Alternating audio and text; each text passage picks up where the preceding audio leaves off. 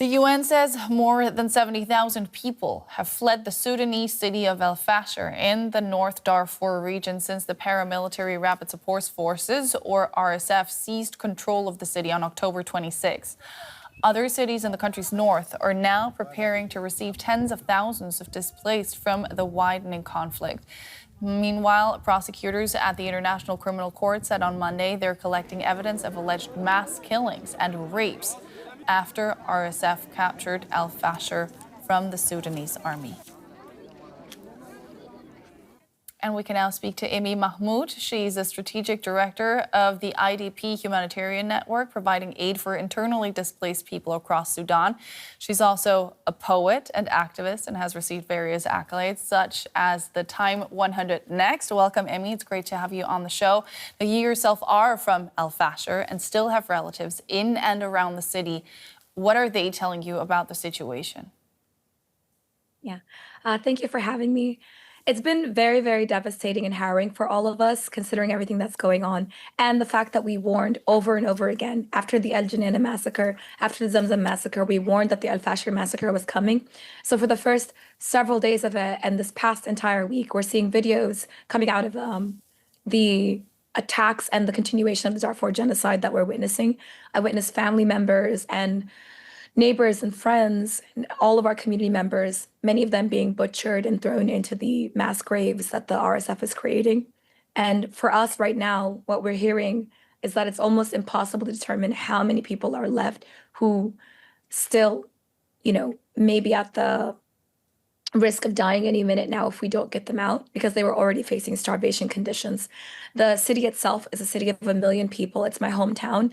And after the Zamzam massacre, many already fled. So there were about 250,000 left, according to the UN. Devastatingly, only a couple thousand have made it out. And so there are still hundreds of thousands of people left trapped inside el-Fasher. And Tawila itself, the place where we're receiving a lot of people right now, was already under-resourced. So now we need as much support as we can to even receive anyone who might survive. Yeah, I'm really sorry that you and your loved ones have to go through this, and we really appreciate that you're sharing what you know with us today. You have said about this war that it's only in the interest of the civilians to end it and in the interest of some of the greatest powers in the world to continue it. Can you elaborate on that? Absolutely. Many people in Sudan have said, all of us actually, civilians have said from the very beginning, this is not a civil war. It is a proxy war. It is a continuation of the Darfur genocide and a proxy war. The RSF is committing the genocide. They're carrying out our executions and rapes and all of the atrocities, entire families hanging from trees. But they are being funded by the UAE and being supported by Ukrainian special forces, as it's been documented. And the SAF is perpetuating the war, and they created the RSF, who are the continuation of the Janjaweed. So the SAF is being supported by Saudi Arabia, Egypt, Iran, Turkey, and Russia. And the two powers that could really end this war, especially the UAE currently, and Saudi Arabia, are allies of the United States. And yeah, I don't see our country doing much to stop this. And also, there's a lot of evidence already that weapons that were earmarked by the UK to go to UAE have ended up in the hands of the RSF in Darfur, massacring our people. So this is a war that goes far beyond just a civil war. And civilians don't call it a civil war because in 2021, the RSF and the SAF collaborated to overthrow the possible transitionary government to help us lead to democracy. As a survivor of Darfur genocide and as someone who's been speaking up since I was 10 years old, more than 20 years ago when this started, I can tell you that it's just devastating to see our oppressors and those who perpetuated the genocide now being allowed to freely open up the country to be a playground for some of the richest nations in the world. The International Criminal Court warned on Monday that atrocities committed in el-Fasher could amount to crimes against humanity and war crimes, and they said that they are investigating, that they're collecting evidence. What do you think they will find, and will that make a difference? Will that lead to the people who are perpetrating these crimes actually being held to account? I think what's really hard for people to understand about the RSF and the continuation of the Darfur genocide is that the Darfur genocide never ended. And so when I hear war crimes, atrocities, when I hear that maybe, I find that the legalese, the language is being used to obscure what's actually happening on the ground.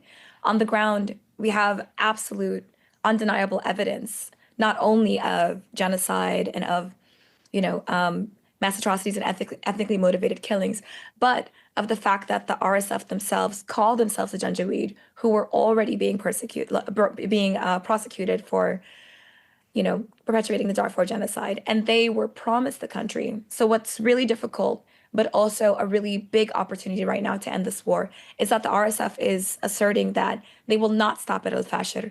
And those of us from Darfur, from el-Fasher, generally understand their goal was never to keep Darfur. Their goal is to make it back to Khartoum. They've already attacked Al-Ubaid.